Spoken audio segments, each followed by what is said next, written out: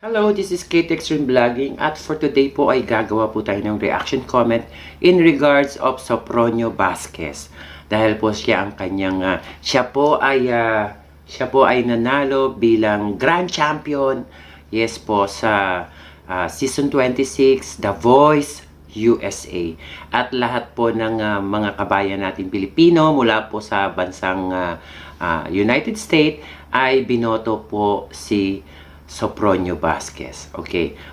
Bago ang lahat, kukunin po natin sa WKTV Channel 2 ang footage para po makita ninyo. Okay, guys? So, simulan muna natin sa background po si Sopronio Vasquez.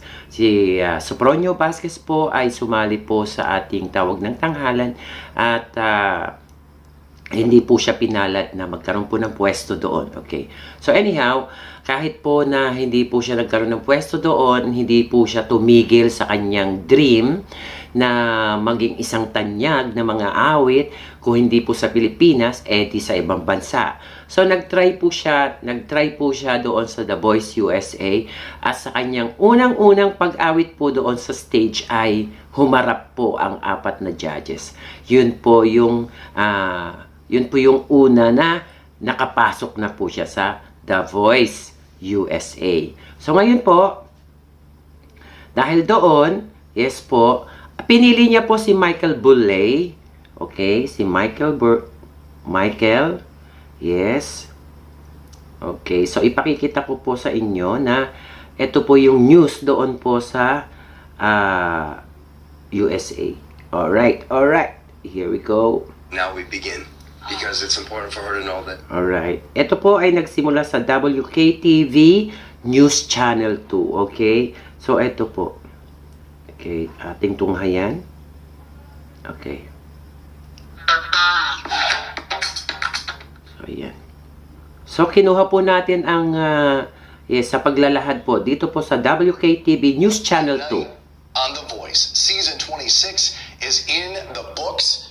Even before the big announcement, Sopronio had a chance to sing a duet with his coach Michael Bublé, but you just watched it right here on WKTV NBC. The amazing news, Sopronio Vasquez, originally from the Philippines, making Utica his home now, is the winner of Season 26 on The Voice.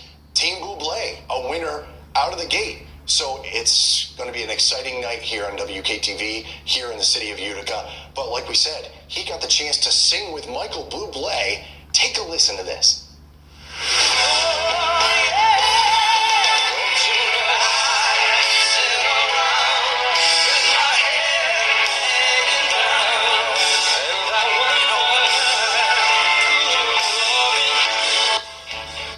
Amazing duet, and we are going to go live to Hollywood to hear from Sopronio and NBC's Gina Kim in just about 10 minutes from now. They're actually rushing him out of the studio to get him to a live camera for us. We're hoping in about 10 minutes from now. So don't go anywhere tonight. You're going to want to watch his reaction as he is the Season 26 winner of The Voice. Let's bring in Chief.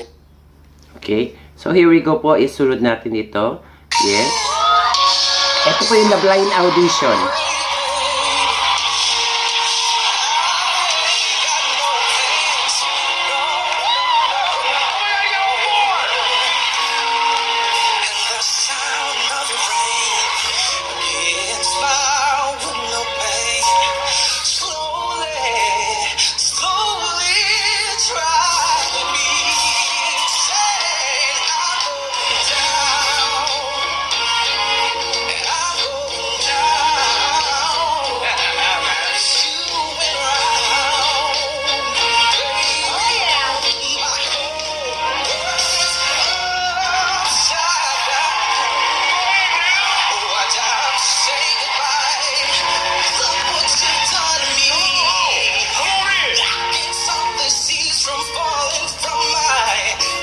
Ayan po yung the blind audition po.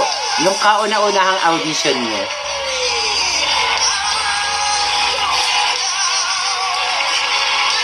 Napabilib niya si Michael Bublé at yung tatlo pang mga judges. Snoop Dogg, Yes, andun din. Ayan.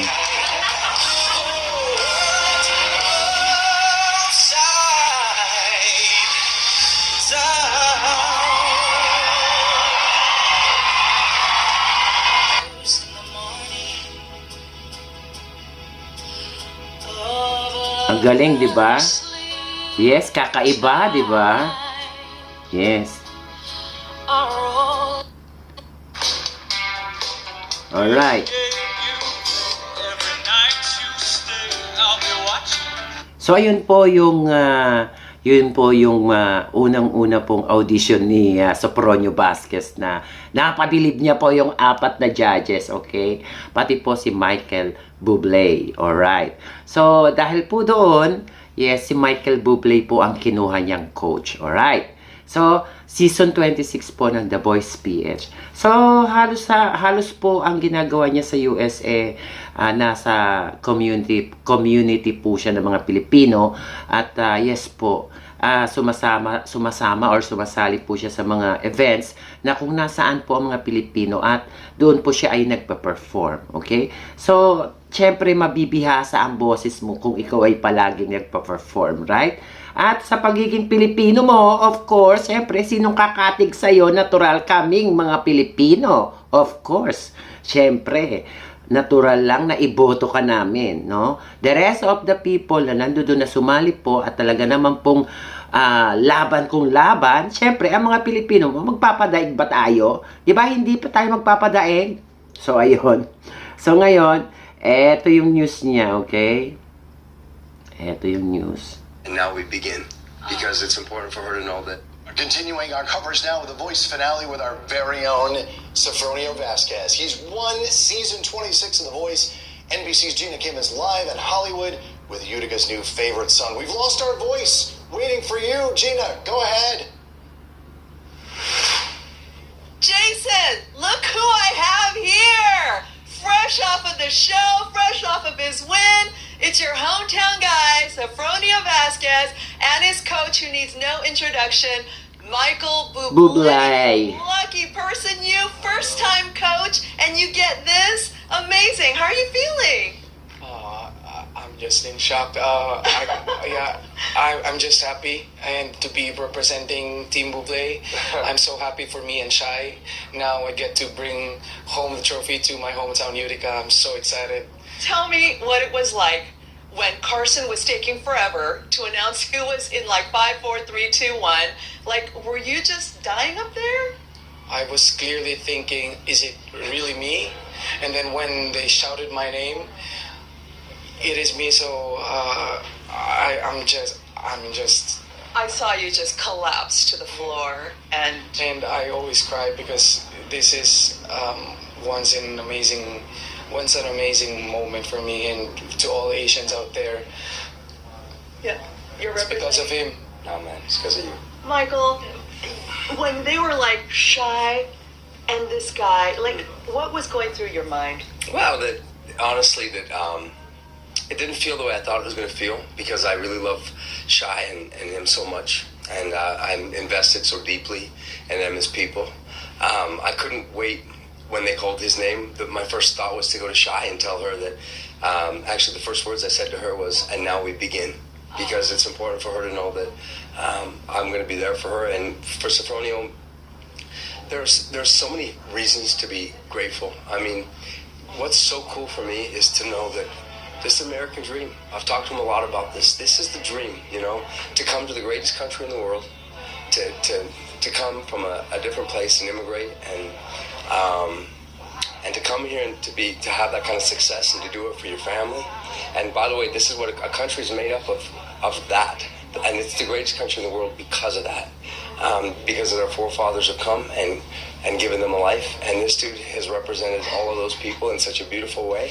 And he does it with class and so much integrity that it's been, from the first day, I can't tell you how exciting it was that he chose me. And when he did, on that day, I went back to my dressing room and I said, man, I think I might just win The Voice in season 26. Well, you know what? This is the American dream happening right before your eyes, and I think that dental career is going to have to wait just a little bit. Congratulations to Team Bublé right here. Back to you guys. So, ayun, duruin nyo ha. Yes, Team Bublé, mantakin nyo. First time ni Michael Bublé na mag-coach sa kanya. At yes, talagang kung para sa'yo, ay para sa'yo, okay? So, ayun nga, sa ating pong istorya, sa kanyang biography, So marami na po siyang talagang sinalihan, okay? At huli po, syempre, prestige po sa atin ang tawag ng tanghalan dahil po si Nora Honor dyan nanalo, no? Yes, maraming nanalo dyan, yung kumanta ng, yes, talagang masasabi nating they deserve kasi talagang pinaghirapan nila ang kanilang posisyon, okay? Hindi po ganun kadali ang maging performing artist, okay? Marami pong sinusunod at mga alituntunin na dapat po sundin. So ayan, at isa po ako sa Pilipino na nagagalak at yes po, at pinagbubunyi ang Sopronio Vasquez po dahil kauna-unahang Pilipino po na nanalo ng Grand Finals. Yes, at grand winner po ng The Voice USA, kundi po si Sopronio Vasquez. At dahil dyan, eto ang palakpak sa'yo. Wow, the best, Sopronio Vasquez. Congratulations, Idol, Sopronio Vasquez. At ayan po, nagpapasalamat po si Kate Extreme Vlogging sa inyong lahat. At sa lahat mo nang hindi pa po subscribe, please subscribe to my channel. And hopefully po, pakishare na rin po ang ating channel sa lahat po ng friends nyo para po mapanood din nila ang ating pong reaction comment. Thank you so much sa lahat po and God bless.